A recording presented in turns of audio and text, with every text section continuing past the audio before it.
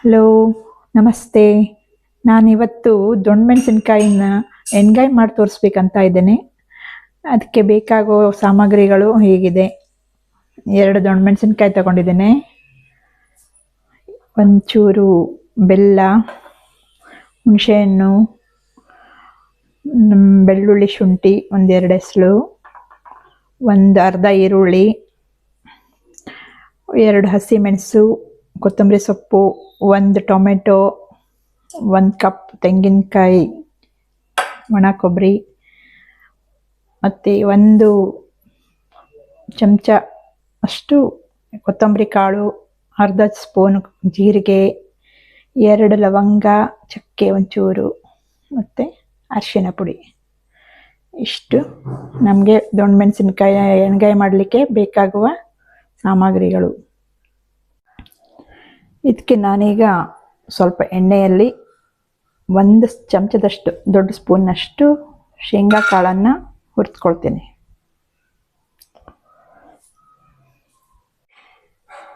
ಇದು ಸ್ವಲ್ಪ ಚಟ್ಪಟ್ ಅನ್ನಬೇಕು. ಅವಾಗ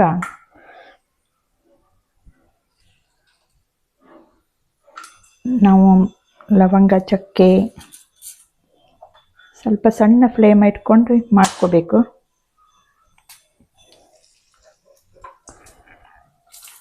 ಈರುಳ್ಳಿ,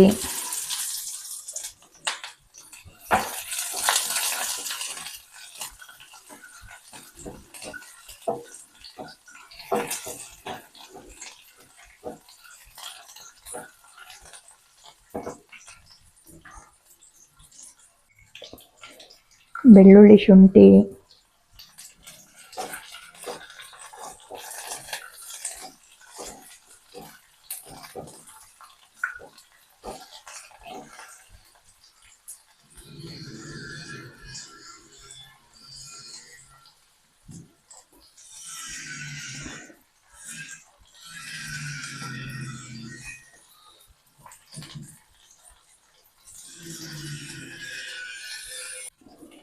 ಜೀರಿಗೆ, ಕೊತ್ತಂಬರಿ ಕಾಳು ಅವೆಲ್ಲ ಹಾಕ್ಕೊಂಡು ಹುರ್ಕೋಬೇಕು. ಸ್ವಲ್ಪ ಕೆಂಪಾಗಷ್ಟು ಹುರ್ಕೋಬೇಕು.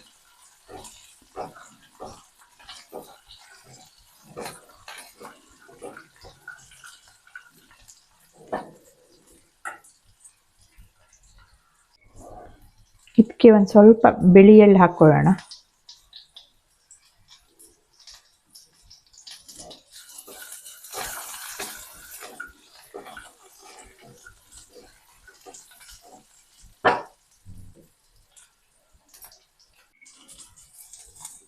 ಎರಡು ಹಸಿಮೆಣಸಿನ್ಕಾಯಿ, 2 ಹಾಕ್ಕೊಳ್ತಾ ಇದ್ದೇನೆ. ಕ್ಯಾಪ್ಸಿಕಮ್ ಸ್ವಲ್ಪ ಖಾರ ಇರೋದ್ರಿಂದ 2 ಹಸಿಮೆಣಸಿನ್ಕಾಯಿ ಸಾಕು.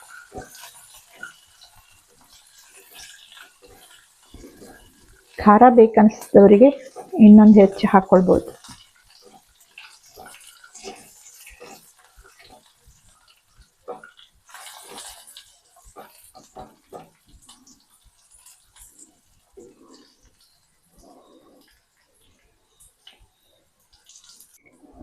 ಒಂದು ಟೊಮೆಟೊ ಇಟ್ಕೊಂಡಿದ್ನಲ್ಲ ಅದನ್ನು ಹಾಕಬೇಕು.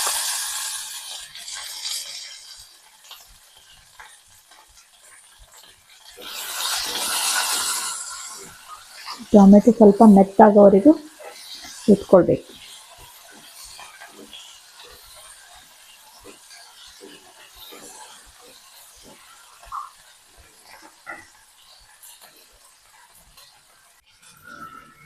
ಇವಾಗಲೇ ಸ್ವಲ್ಪ ನಾವು ಉಪ್ಪು ಹಾಕ್ಕೋಬೇಕು.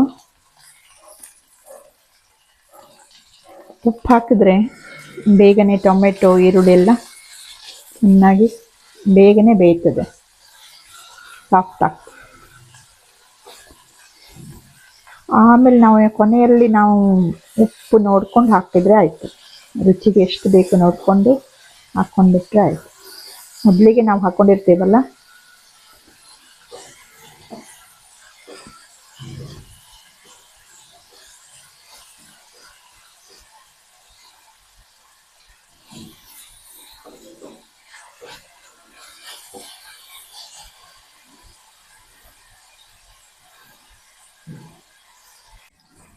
ನೋಡಿ, ಈಗ ಇದು ಸಾಫ್ಟ್ ಆಗಿದೆಯಲ್ಲ.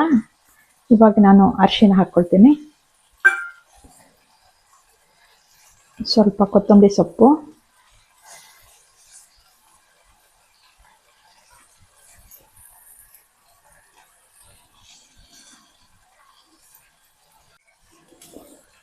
ಒಂಚೂರು ಹುಣಸೆ ಹಣ್ಣು, ಒಂದು ಚಿಕ್ಕ ಗಾತ್ರದಲ್ಲಿ ಬೆಲ್ಲ. ಸ್ಟವ್ ಆಫ್ ಮಾಡ್ಕೋಬೇಕು.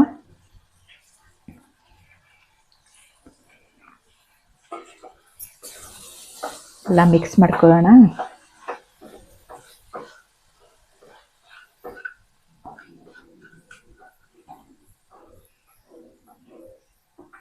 ಏನಿಲ್ಲ, ತುಂಬ ಈಸಿ ಇದೆ ಮಾಡೋದು, ತುಂಬ ರುಚಿಯಾಗಿ ಬರ್ತದೆ.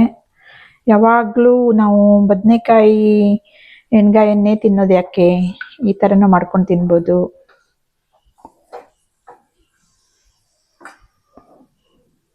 ಈಗ ಸ್ವಲ್ಪ 1 ಕಪ್ಪಷ್ಟು ತೆಂಗಿನಕಾಯಿ ಹಾಕೋಣ. ಇದು ಸ್ವಲ್ಪ ತಣ್ಣಗಾದ್ಮೇಲೆ ಮಿಕ್ಸಿ ಮಾಡ್ಕೊಳ್ಬೇಕು. ತಣ್ಣಗಾಗಲಿ ಬಿಡೋಣ. ಈಗ ಇದು ತಣ್ಣಗಾಗಿದೆ, ಈಗ ಮಿಕ್ಸಿ ಮಾಡ್ಕೊಳ್ಬೇಕು.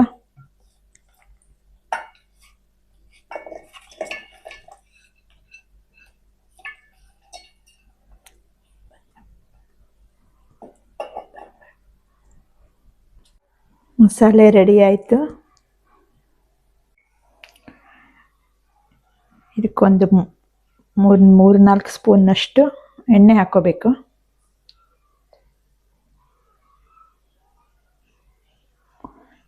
ಎಣ್ಗಾಯಿಗೆ ಯಾವಾಗಲೂ ಸ್ವಲ್ಪ ಎಣ್ಣೆ ಹೆಚ್ಚೇ ಬೇಕಾಗುತ್ತೆ, ಅದಕ್ಕೆ ಎಣ್ಗಾಯಿ ಅಂತಾರೆ.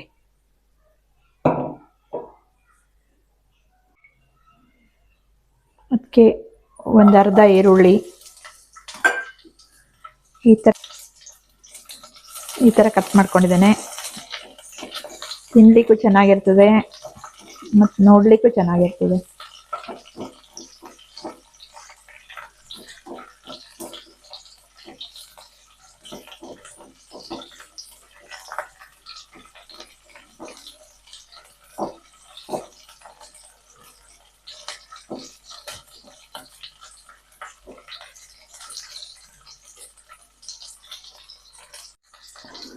ಇದಕ್ಕೆ ಸ್ವಲ್ಪ ಉಪ್ಪು ಹಾಕ್ಕೊಳ್ತೇನೆ, ಸ್ವಲ್ಪ ಬೇಗನೆ ಬೇಯ್ತದೆ.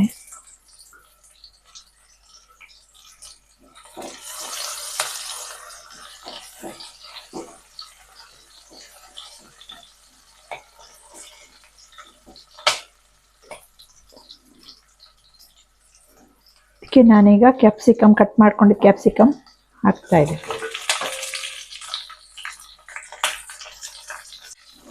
ಇದನ್ನು ಸ್ವಲ್ಪ ಚೆನ್ನಾಗಿ ಎಣ್ಣೆಯಲ್ಲಿ ಫ್ರೈ ಮಾಡ್ಕೋಬೇಕು, ಅದರ ಹಸಿ ವಾಸನೆ ಹೋಗೋವರೆಗೆ ಫ್ರೈ ಮಾಡ್ಕೋಬೇಕು.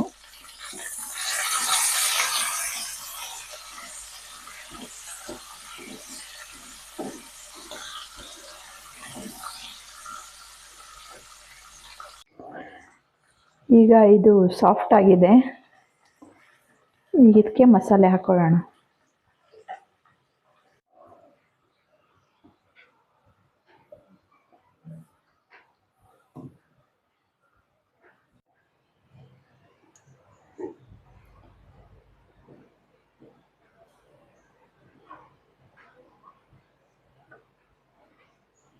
ಇದಕ್ಕೆ ಮಸಾಲೆ ಹಾಕಾಗಿದೆ, ಇದ್ರ ಟೇಸ್ಟ್ ನೋಡೋಣ, ಉಪ್ಪು ಹೇಗಿದೆ, ಸರಿಯಾಗಿದೆಯೋ ಇಲ್ಲವೋ ಅಂತ ಒಂದ್ಸಲ ಟೇಸ್ಟ್ ನೋಡ್ಕೊಂಡ್ಬಿಟ್ಟು ಆಮೇಲೆ ಉಪ್ಪು ಹಾಕ್ಕೊಳ್ಳೋಣ. ಯಾಕಂದರೆ ಮೊದಲೇ ಮಸಾಲೆ ಎಲ್ಲ ಹುರ್ಕೊಳ್ತಾ ಇರುವಾಗ ಒಂದು ಉಪ್ಪು ಹಾಕಿದ್ದೇನೆ, ಆಮೇಲೆ ಈರುಳ್ಳಿ ಬೇಯಿಸುವಾಗ ಉಪ್ಪು ಹಾಕಿದ್ದೇನೆ.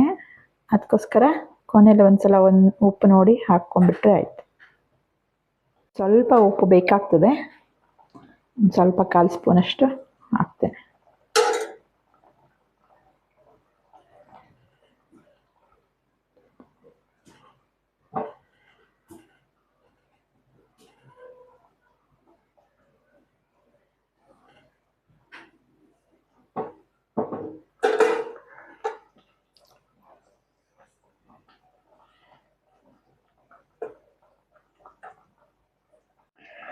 ಇದು ಸ್ವಲ್ಪ ಬೇಯುವವರೆಗೆ ಸ್ವಲ್ಪ ಹೊತ್ತು ಮುಚ್ಚಿಡೋಣ.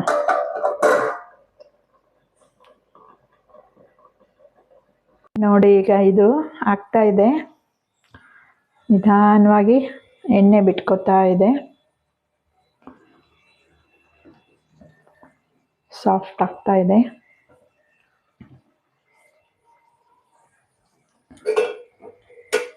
ತುಂಬ ಚೆನ್ನಾಗಿರ್ತದೆ ಇದು. ದೋಸೆ, ಚಪಾತಿ, ರೊಟ್ಟಿ ಎಲ್ಲರ ಜೊತೆಗೂ ಚೆನ್ನಾಗಿರ್ತದೆ. ಅನ್ನದ ಜೊತೆಗೂ ಇದನ್ನು ನಾವು ಅನ್ನಕ್ಕೆ ಕಲಿಸ್ಕೊಂಡು ತಿನ್ಬೋದು. ಈಗ ಇದು ಸರ್ವ್ ಮಾಡಲಿಕ್ಕೆ ರೆಡಿ ಆಯಿತು. ತುಂಬ ಚೆನ್ನಾಗಿ ಬಂದಿದೆ. ತಾವು ಒಂದ್ಸಲ ಎಲ್ಲ ಟ್ರೈ ಮಾಡಿ ಹೇಗಿದೆ ಅಂತ ಕಾಮೆಂಟಲ್ಲಿ ಹೇಳಿ. ನನಗೆ ಏನಾದರೂ ತಪ್ಪಿದ್ದಲ್ಲಿ ಮತ್ತೆ ಸರಿ ಮಾಡ್ಕೊಳ್ಳೋ ಅಂಥ ಪ್ರಯತ್ನ ಮಾಡ್ತೀನಿ.